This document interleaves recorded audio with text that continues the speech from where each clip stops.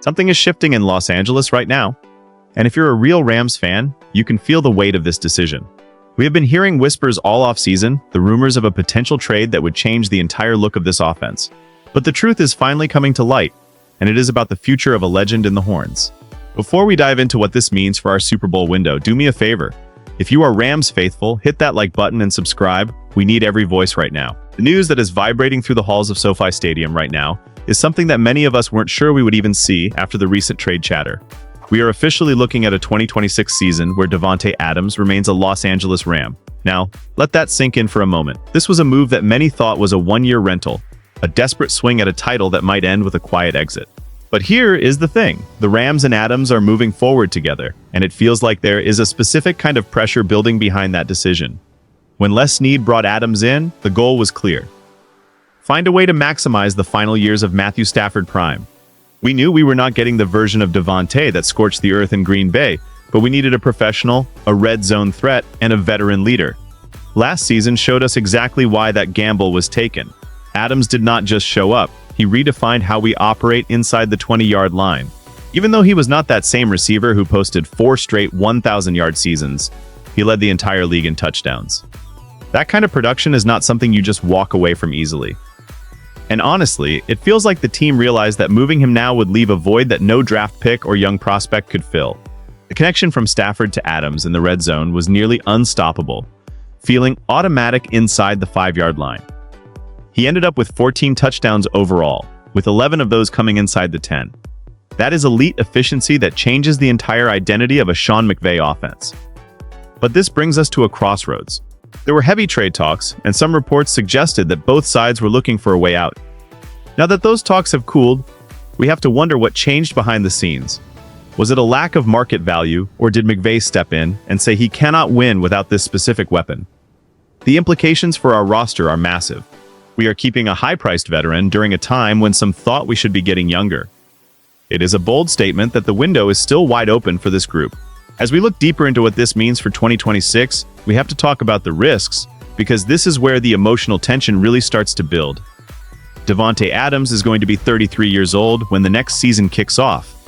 In the long and storied history of the NFL, that age is usually a cliff for wide receivers. There have only been 19 players at that age to ever cross the 1,000-yard mark, and only 5 have managed to score more than 10 touchdowns. We are essentially betting on Adams being an extreme outlier in a sport that usually punishes older players.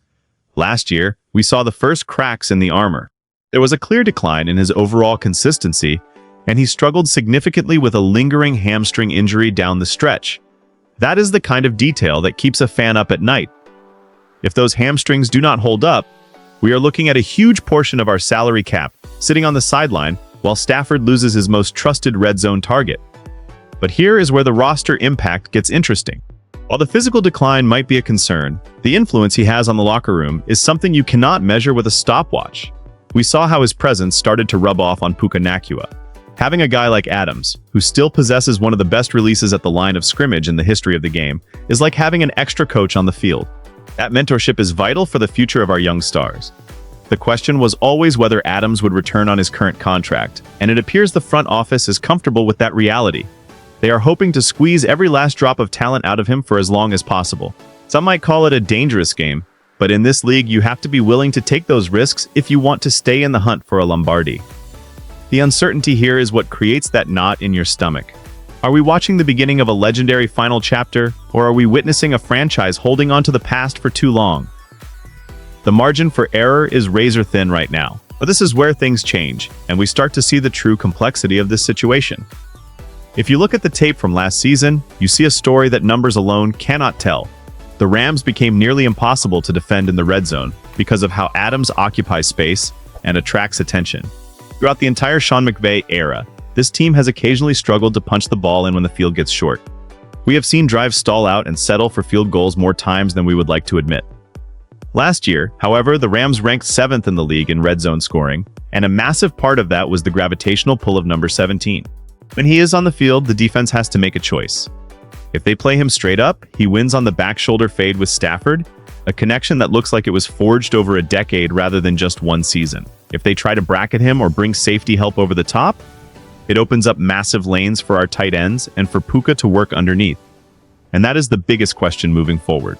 Can the Rams maintain that level of schematic advantage if Adams loses even another step of speed? This could become something much bigger than just a roster decision. It is a test of our offensive philosophy. We saw the Rams use Adams in the slot more frequently, creating mismatches that forced linebackers and safeties into impossible situations. His tactical flexibility is what McVay craves, but it all relies on Adams remaining a threat that defenses must respect. There is a specific kind of suspense in knowing that our entire red zone identity is tied to the health of a 33-year-old legs. Because if that threat disappears, the entire house of cards could come tumbling down. We are seeing a high-stakes poker game being played by the front office. They are doubling down on the veteran chemistry over the potential of a trade package. It is a move that says the Rams believe their best chance to win is right now with these specific players, regardless of what the analytics might say about age and decline. The pressure on Stafford to keep this connection alive is going to be immense. I am going to be honest with you guys, this news actually worries me as much as it excites me. As a fan who has watched this team through the highs and the lows, I really like the move from a competitive standpoint, but the risks are staring us right in the face. I think fans should pay attention to the drop numbers from last year. Tying for the league lead with 9 drops is not typical for a guy with Davante's hands.